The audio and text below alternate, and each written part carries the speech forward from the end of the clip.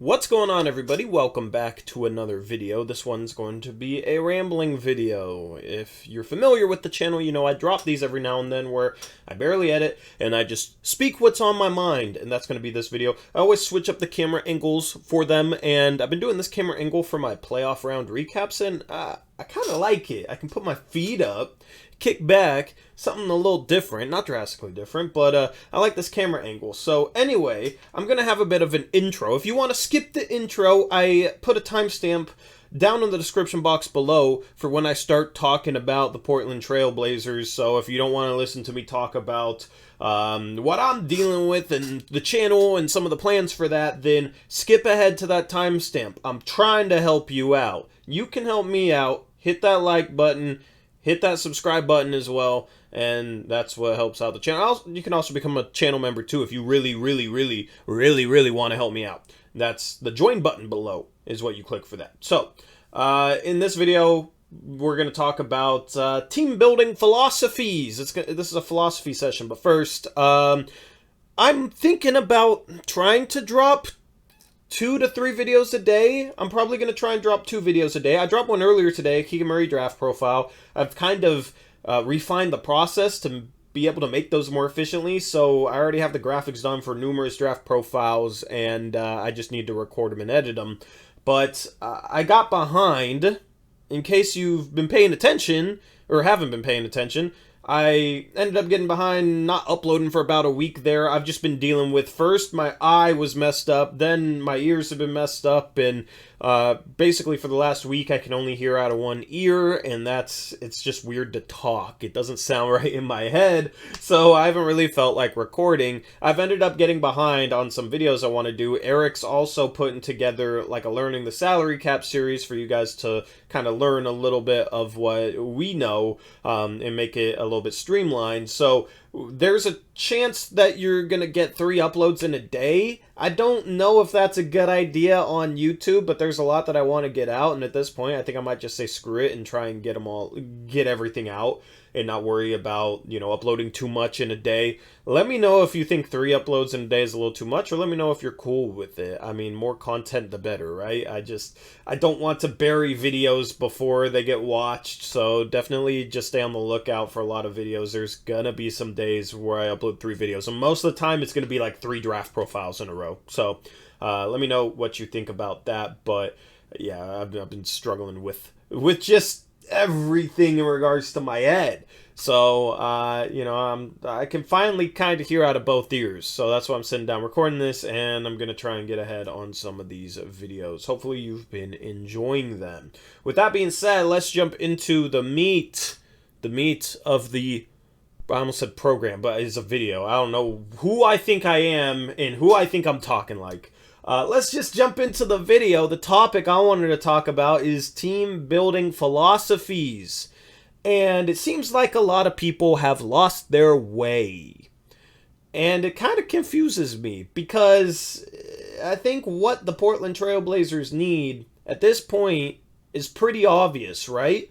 Before you watch this part, let me know what you think that they need down in the comment section below.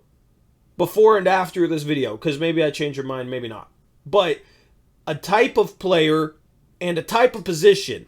Pretty simple. Anyway, the answer is the Portland Trail Blazers need some freaking forwards that can play some freaking defense. And it seems like a lot of people are clamoring for guys that are not forwards and aren't good defenders.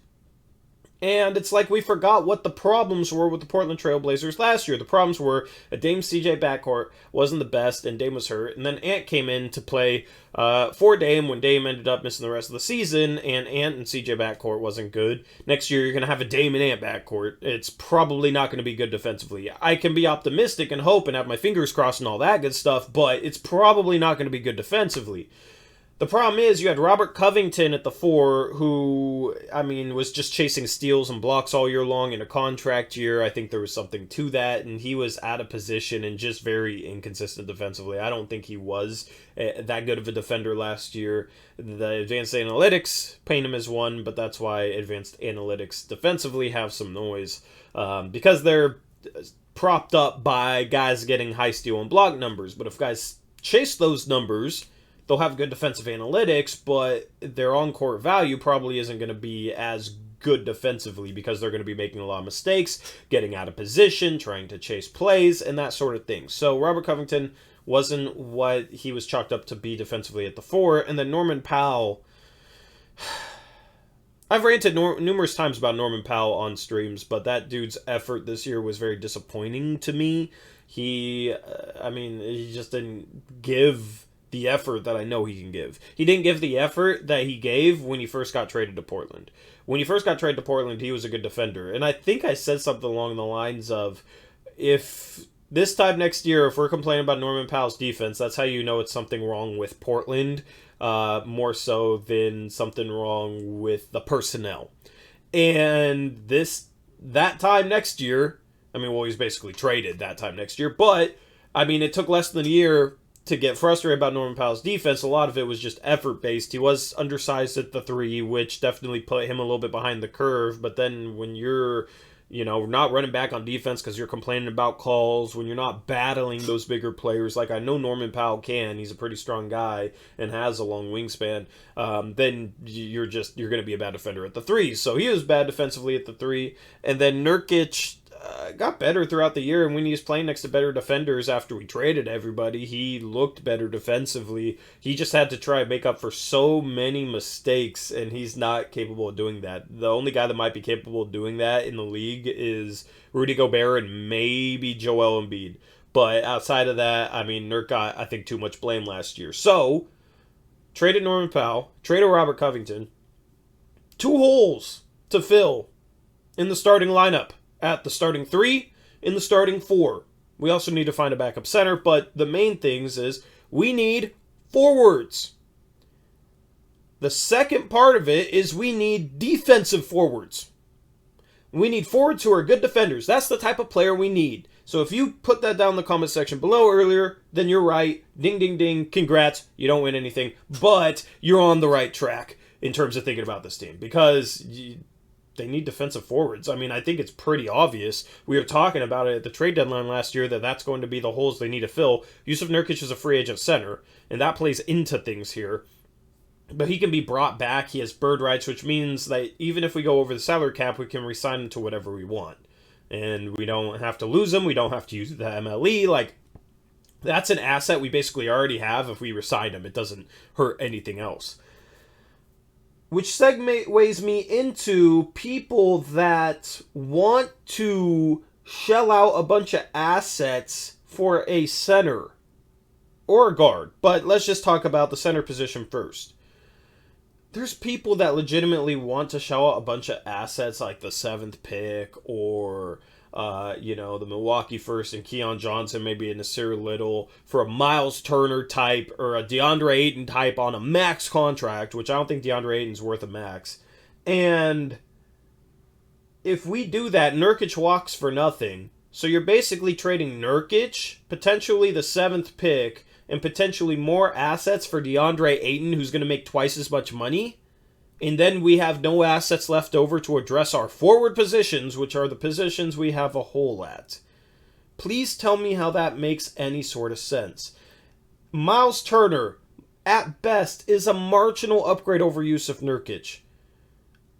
Straight up, yeah, maybe I'd trade Yusuf Nurkic for Miles Turner. I'm a little bit higher on Nurkic than a lot of Blazer fans seem to be at this point, but I think Miles Turner is also a little bit overrated than some fans think. The dude can't rebound. The dude chases blocks pretty regularly and is just all around kind of soft, not as good of a shooter as people think. But he's comparable to Nurkic, but some people legitimately are down to trade assets in order to get Miles Turner. And if that's the case, Yusuf Nurkic is going to walk. He's not going to come off of the bench. And you don't trade legitimate assets for a center upgrade, then bring that center off the bench. Doesn't really make much sense to me. Especially when you can use the mid-level exception or the biannual exception or, some of your free agent money to sign a backup center. Backup centers are easy to get on the cheap. So I don't really understand the notion that the Blazers should chase centers by giving up a bunch of assets, because the Blazers don't have a ton of assets. This is why me and Eric complained about the trade deadline, is the Blazers didn't get enough assets back to be able to do more things than address their forward spots.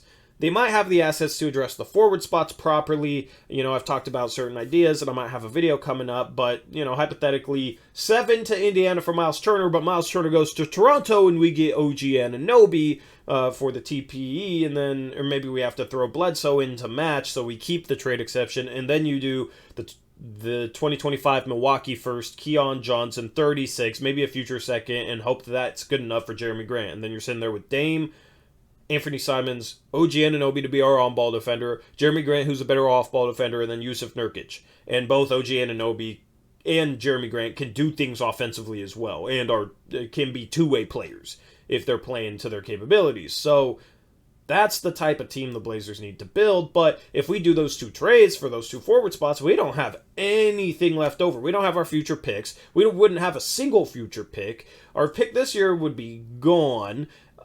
We would have Nasir Little maybe to throw into something, or Anthony Simons in a sign and trade if a team wanted him. But, I mean, at that point, that's probably our team.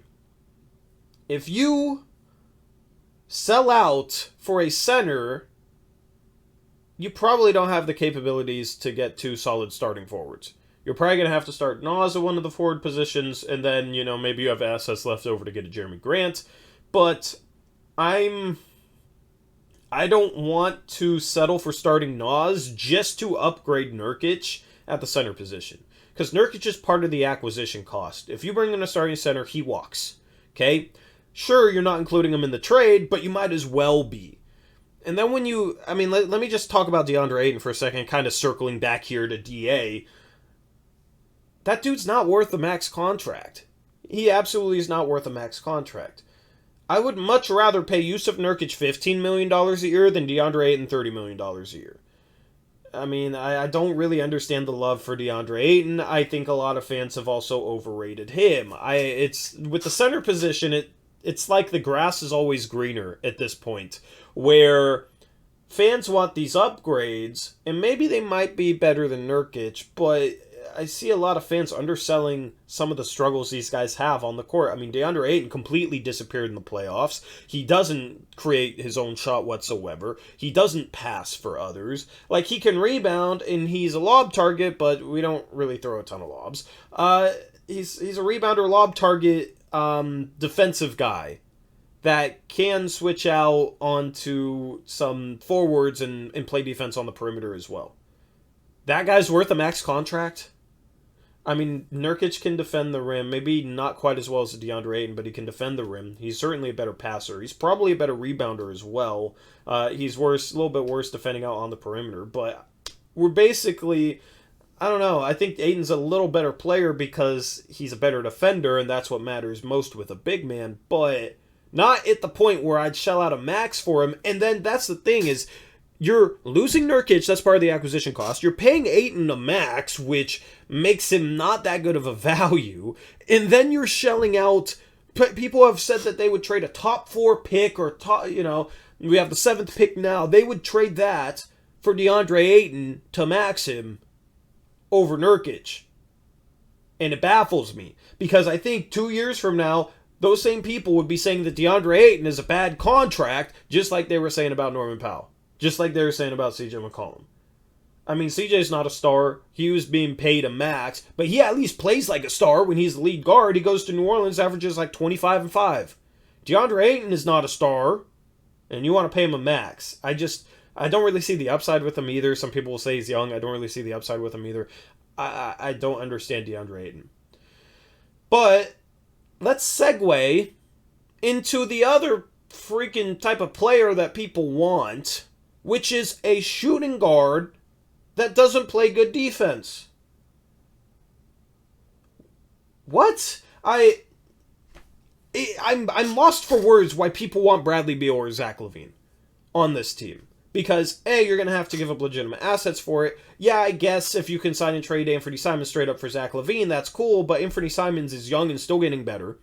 And he doesn't have the injury issues that Zach LaVine does. I mean, you can make a compelling case that Anthony Simons is going to be just as good as Zach LaVine in the next couple of years. But people want to sell out for Zach LaVine despite him presenting some of the same issues we had with CJ McCollum in terms of their play style. And then Zach LaVine is an okay defender at best. I mean, we don't need to address the guard spot. But then people also want Bradley Beal. And some people act like it's crazy if you don't agree with them in terms of wanting to sell out for Bradley Beal. Because I don't... Well, let's take a step back here. Sorry, this is a little disorganized. But I don't want to sell out for cap space because you're going to have to let Nurkic walk. You're going to have to maybe cut Hart in order to sign those guys with cap space. So the sign and trade route is more feasible.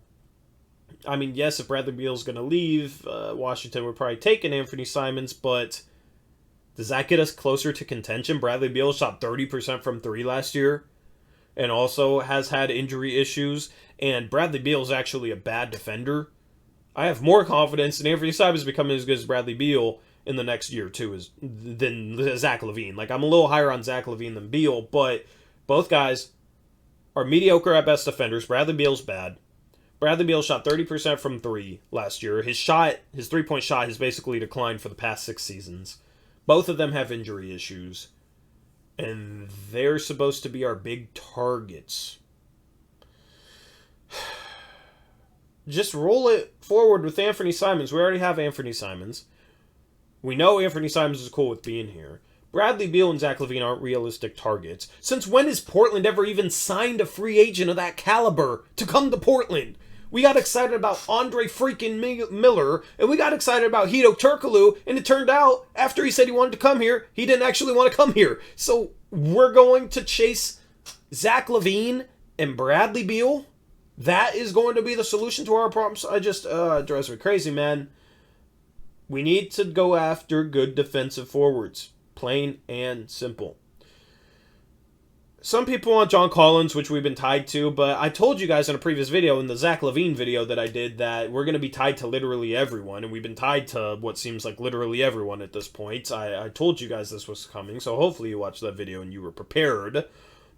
But John Collins is a name that's been tossed out there. At least he's a forward. He's a power forward, but he's okay defensively, but Portland needs an on-ball defender. They need somebody to guard the point of attack. They need somebody that can go and guard 1 through 4, preferably at least 1 through 3. They need somebody that they can stick on guards to help Damon Ann out. That's why I like a Dyson Daniels in the draft at the 3. He has the size to play the 3. He can play make, but he's also a really good on-ball defender that you can put up against point guards and shooting guards, and he's very laterally quick, recovers really well. So that's a guy where you can put Dyson Daniels up against a point guard or a shooting guard and then put Dame Morant on a small forward if that small forward is kind of the weak link of the point guard, shooting guard, and small forward positions for the other team. So that's kind of the type of defender we need as well, as a point of attack on-ball defender. John Collins is not that. He's solid off-ball, but he doesn't really fix our defense or doesn't really improve our defense.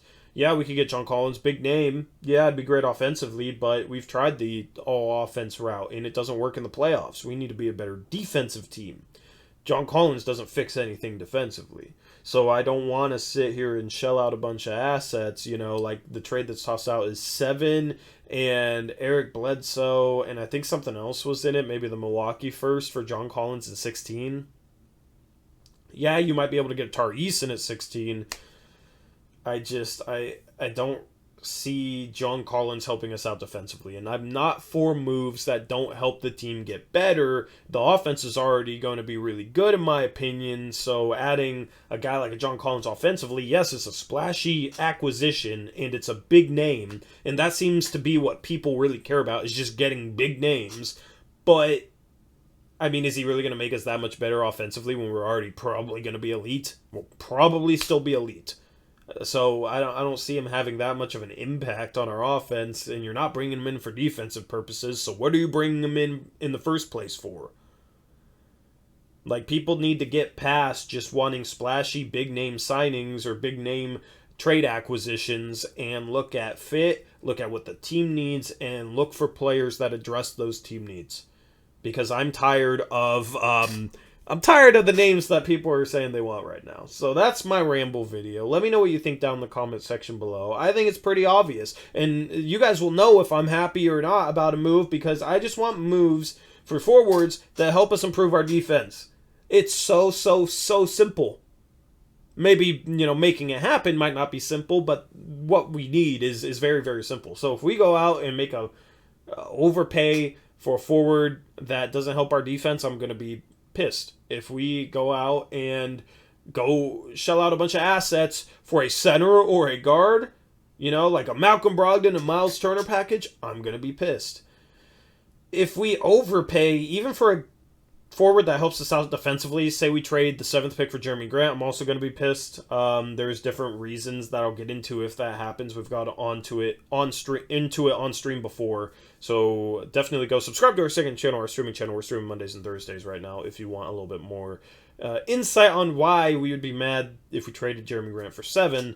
But yeah, if we make moves for forwards that don't help our defense, or especially if we make moves for guards or centers that don't help our defense, I'm going to be very frustrated with that. So anyway, that's my ramble video. Let me know what you think down in the comment section below. Sorry it was very disorganized, but you guys know what you're getting into with these ramble videos if you watched them before. I just go and don't edit. It's very easy for me to put out, and when I'm trying to get ahead on videos and talking about dropping 2 or 3 a day in the upcoming weeks, 2 weeks or so, that's why it's nice to be able to put out a ramble video. So I'm already losing my train of thought, so I better just end this video. Hope you guys have a good rest of your day. Stay tuned. Trade Talk Tuesday later today as well. I'm going to look at 5 underrated trade targets, that a lot of which could either help our defense or at least just be guys that you don't have to give up much for, that could play a backup forward position. So I'm going to give you some trade targets that I would like after bashing all the big name guys that I don't think make sense for this team. So anyway, that wraps up this video. I'll catch you in the next one. Until then, as always, peace out. Go Blazers!